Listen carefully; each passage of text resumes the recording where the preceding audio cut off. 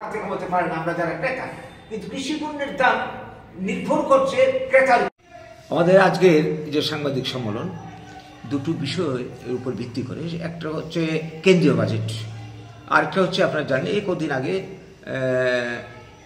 কেন্দ্রীয় অর্থ কমিশনের পক্ষ থেকে, ষোড়শ অর্থ কমিশন পক্ষ থেকে কয়েকজন প্রতিনিধি ত্রিপুরা সফর করেছেন, সারা দেশ তার সফর করছেন।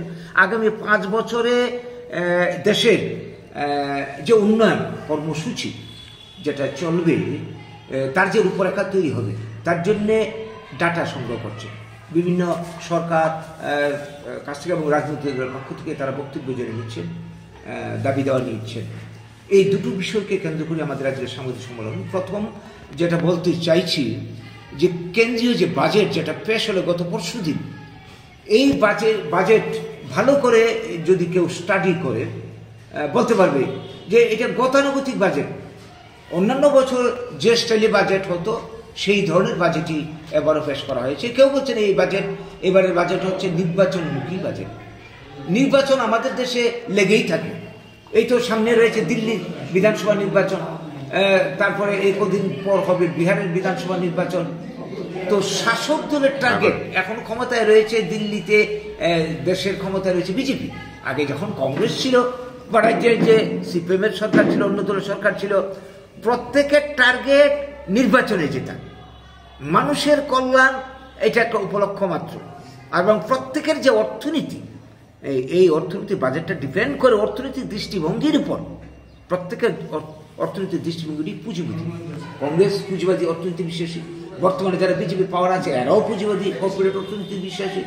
সকল যারা বামপন্থী বলে নিজেদেরকে পরিচয় দেয় তারাও ঘুরিয়ে ফিরে সে পুঁজিবাদী বিশ্বাসী। আমরা অতীতে তাদের শাসন দেখেছি, বর্তমানে দেখছি। এই জায়গায় দাঁড়িয়ে আমরা স্বাধীনতার 78 বছরের যে চিত্র দেখছি, এই দেশে এত সম্ভাবনা থাকা সত্ত্বেও অর্থনীতির দেশ, মানে যতই ঢাকঢুল পেটাক যে খুব প্রগ্রেস হচ্ছে, কিন্তু আমরা কি লক্ষ্য করছি দেশের মধ্যে একটা উল্লেখযোগ্য সংখ্যায় মানুষ এখনো দারিদ্র্যসীমার নিচে বাস করছে, অর্ধেকের বেশি মানুষ। কর্মসংস্থানের অভাবে কোটি কোটি বেকার, আমার এই রাজ্যে লক্ষ লক্ষ বেকার দিন দিন বেড়ে চলেছে, অপুষ্টিতে ভুগছে, রোগে ভুগছে, ইত্যাদি সমস্যা কিন্তু লেগে রয়েছে। দরিদ্রদের ব্যবধান বাড়ছে।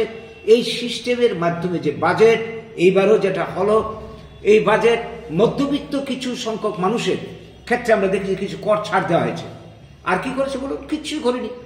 সমাজের যারা নিচের তলা মানুষ, শ্রমিক, কর্মচারী, বেকার, তাদের জন্য তো কোনো দিশা নেই, কোনো কর্মসূচি নেই। তো এই বাজেটে আমাদের কি লাভ হবে? জিনিসের দাম বাড়ছে হু হু করে, এই ব্যাপারে কি দিশা আছে, কি পদক্ষেপ আছে? কিচ্ছু নেই। কাজে এই ধরনের বাজেট দিয়ে আমরা কি করব? তাই আমাদের বক্তব্য, এই ক্ষেত্রে আমাদের বক্তব্য দৃষ্টিভঙ্গি চেঞ্জ করতে হবে, অর্থনৈতিক সিস্টেম বদলাতে হবে। আর নইলে এই ধরনের বাজেট দিয়ে কোনো লাভ হবে না। জিনিসের দাম দেখবেন একই জায়গায় বেড়ে চলেছে, বাড়বে আরো। তো এই প্রশ্নে আমাদের বক্তব্য, ত্রিপুরারও বাজেট সামনে আসবে, এর মাঝখানে এই যে অর্থনৈতিক কমিশন থেকে যে দলটা এসে গেছে, তাদের কাছে বিভিন্ন দল বিভিন্ন বক্তব্য রেখেছে। শাসক দল দাবি করেছে আগামী 5 বছরের জন্য 1,78,000 কোটি টাকা স্যাংশন দিতে হবে।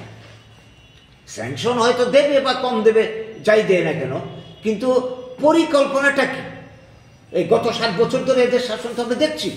কথা ছিল ওদের ঘরে ঘরে চাকরি, স্কুলে চাকরি, বছরে 50,000 চাকরি, ইত্যাদি ইত্যাদি, 199টা প্রতিশ্রুতি। কটা তারা পালন করছে?